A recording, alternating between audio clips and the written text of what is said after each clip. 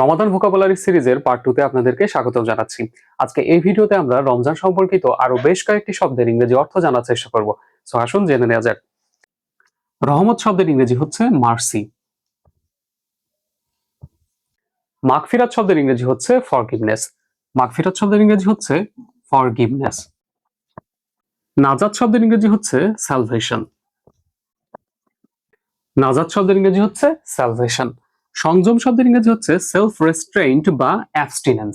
Self রেস্ট্রেইন্ট বা অ্যাবস্টিনেন্স। Self রেস্ট্রেইন্ট বা অ্যাবস্টিনেন্স। ইতেকাফ শব্দের ইংরেজি হচ্ছে স্পিরিচুয়াল রিট্রিট। ইতেকাফ শব্দের ইংরেজি স্পিরিচুয়াল রিট্রিট। Spiritual retreat.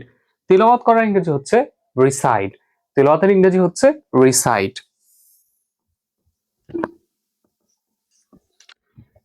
তো আমরা যদি বলি কোরআন তেলাওয়াত করা, এটার ইংরেজি হবে রিসাইট দি হোলি কোরআন। রিসাইট দি হোলি কোরআন। আশা করি এই ভিডিওটি আপনাদের অনেক ভালো লেগেছে। এখন আরো অনেক সুন্দর সুন্দর ভিডিও পেতে সবুজ একাডেমির সাথে থাকুন। ধন্যবাদ সবাইকে।